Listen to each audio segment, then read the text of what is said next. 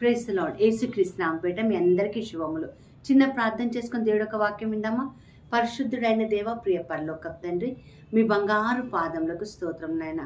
గడిచిన కాలమంతా నీ కృపలో భద్రపరచుకొని ఈ దినం మరొక దినం మాకు ఇచ్చిన దేవా నీకు వందనాలు.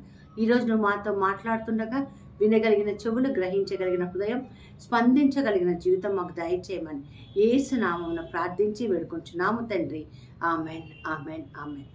ప్రియులారా, ఈ రోజు నుంచి మరి లెంట్ సీజన్ స్టార్ట్. శ్రమల కాలం అంటారు, తపస్సు కాలం అంటారు కొంతమంది. మరి దేవుడితో మరి గడిపే అంటే దేవుడితో టైం స్పెండ్ చేసే సమయం అని కొంతమంది అంటూ ఉంటారు. మరి ఈ యొక్క 40 దినాల ఉపవాస ప్రార్థనలో దేవుడు మనతో మాట్లాడే ప్రతి మాట చాలా అమూల్యమైనవి. 40 రోజులు మన పరిశుద్ధ గ్రంథంలో చాలా ప్రాముఖ్యత కలిగి ఉన్నవి. 40 రోజులు దినరాత్రములు యేసుప్రభు వారు ఉపవాసం ఉండి మరి ప్రార్థన చేసుకున్నప్పుడు సాతానుని జయించి మానవాళ్ళందరినీ కూడా రక్షించడానికి ఆయన శక్తిని పొంది ఉన్నాడు. అలాగే 40 దినాలు 40 రాత్రులు మోషే ప్రవక్త దేవుడి సన్నిధిలో ప్రార్థన చేసినప్పుడు 10 ఆజ్ఞలను తీసుకొని వచ్చి ఇజ్రాయెల్ ప్రజల్ని నడిపించడానికి నాయకుడిగా ఎన్నుకోబడ్డాడు.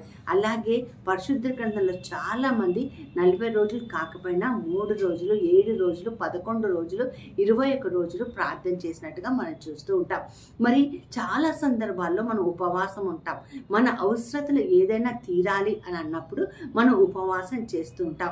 ఉదాహరణకి నాకు మంచి ఉద్యోగం రావాలి, లేదా ఉద్యోగం ఉండి ప్రమోషన్ రావాలి, పిల్లల భవిష్యత్తు గురించి, ఆరోగ్యం గురించి, మన ఇంటి వాళ్ళ గురించి, మన బంధువుల గురించి, మన ఎవరైనా మన సంఘస్థులు ఎవరైనా చెప్పుంటే వాళ్ళ కోసం కూడా మనం ఒక పూట ఉపవాసం ఉండి ప్రార్థన చేస్తూ ఉంటాం. కానీ ఈరోజు ఈ శ్రమల కాలంలో ఎలాంటి ఉపవాసాలు చేయాలి అని పరిశుద్ధ గ్రంథం చాలా స్పష్టంగా చెప్తుంది. యావేలు గ్రంథం 2వ అధ్యాయం 12వ వచనంలో ఒక మాట మీకోసం చదివి వినిపిస్తారు. యావేలు గ్రంథం 2వ అధ్యాయం 12వ వచనంలో ఒక మాట ఏముంటుందంటే, ఇప్పుడైనను మీరు ఉపవాసం ఉండి కన్నీరు విడుచుచు దుఃఖించుచు మనఃపూర్వకంగా తిరిగి నా యొద్దకు రండి. సో ఈ కాలంలో అంటే ఈ శ్రమల కాలంలో ఉపవాసం దేనికోసం ఉండాలి అంటే మనము దేవుడి వద్దకు తిరిగి రావడానికి, టు టర్న్ టువర్డ్స్ గాడ్. దేవుడి వద్దకు తిరిగి రావడానికి మీరు కన్నీరు కార్చండి, ఉపవాసం ఉండండి, మనఃపూర్వకంగా తిరిగి రండి, దుఃఖించండి అని బైబిల్ మనకి నేర్పిస్తుంది.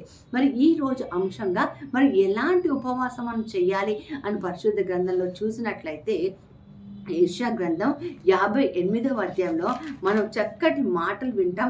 3 నుంచి మరి అలా చదువుతుంటే యెషయా గ్రంథం 58 3వ వచనం నుండి మనం చదివినట్లయితే ఇలాంటి వాక్యాలు మనం వింటామండి. చాలా జాగ్రత్తగా వింటాం. అక్కడ ఏమిటంటే, మేము ఉపవాసం ఉండినా నువ్వెందుకు చూడవు. చాలా సందర్భాల్లో మనం ఒక కంప్లైంట్ దేవుడికి చేస్తూ ఉంటాం.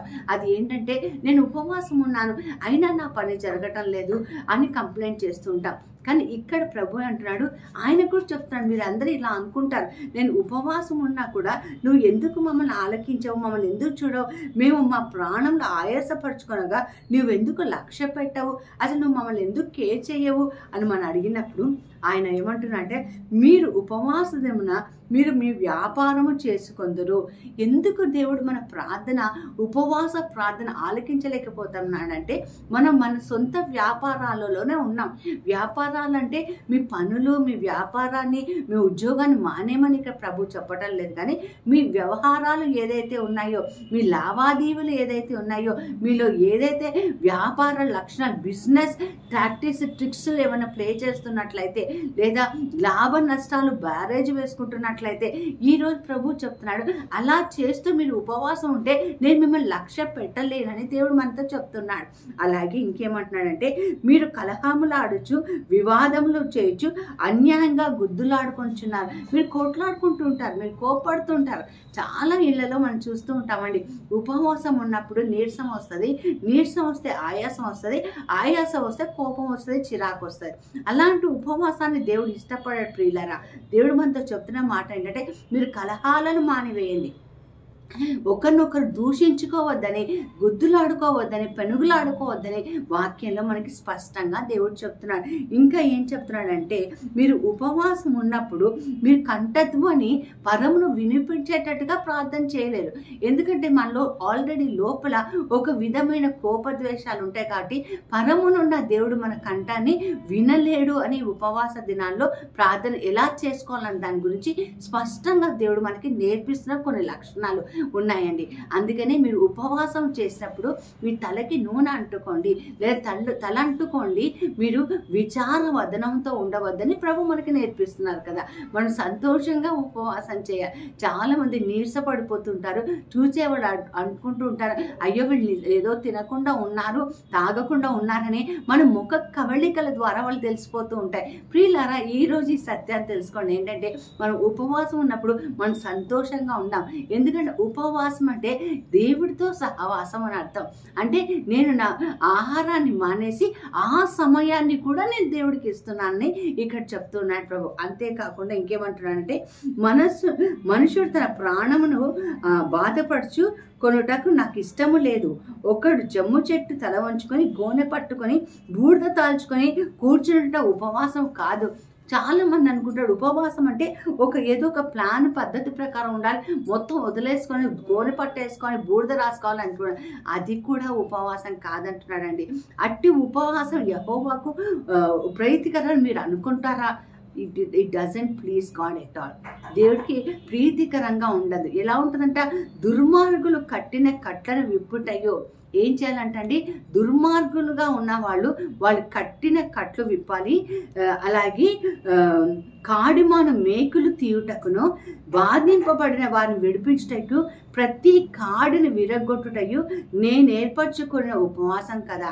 So break all the cuts. నీలో ఏ దుర్మార్గం ఉందో, ఏ బాధ ఉందో, ఏది ఉందో దాన్ని తీసుకొనుటకు దేవుడు ఈరోజు నీకు ఉపవాసం ఇవ్వమని చెప్తున్నాడు. నీ రక్త సంబంధినికి ముఖము తిప్పుకొనుటకు అంటే ఎవరన్నా నీ రక్త సంబంధి, నీ బిడ్డలు కావచ్చు, నీ సహోదరి సహోదరు వాళ్ళని చూసి ముఖం తిప్పుకొనుకోకుండా ఉండాలని ప్రభు మనతో చెప్తున్నాడు.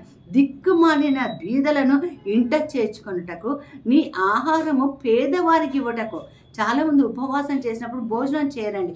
ఆ అన్నాన్ని పేదవారికి, అన్నం లేని వారికి ఇవ్వాలని దేవుడు ఈరోజు చెప్తున్నాడు. మనం ఈరోజు చాలా సందర్భాలు ఉపవాసం ఈ విధంగా చేస్తున్నాం కాబట్టి దేవుడు మనల్ని అడుగుతున్నాడు. అంతేకాకుండా వస్త్రహీనుడకు నువ్వు వస్త్రాలు ఇవ్వాలని, ఇలాంటి ఉపవాసమే నేను కోరుకుంటున్నానని దేవుడు మనతో చెప్తున్నాడు. ప్రియులారా, మరి ఇలాంటి ఉపవాసం చేయకుండా మరి ఏదైనా వేరే ఉపవాసం చేసి నేను శ్రమల కాలంలో ఉపవాసాలు చేస్తున్నాను అంటే దేవుడికి అది ప్రియమైనది కాదు అని తెలుసుకోవాలి. మరి సరైన ఉపవాసం చేసి దేవుడికి ఇష్టమైన ఉపవాసంగా చేసి మరి దుర్మార్గత్వము, పగ, ద్వేషాలు మన హృదయాల నుంచి తీసివేసి దేవుడికి ప్రియంగా ఉండడానికి ప్రయత్నం చేద్దాం.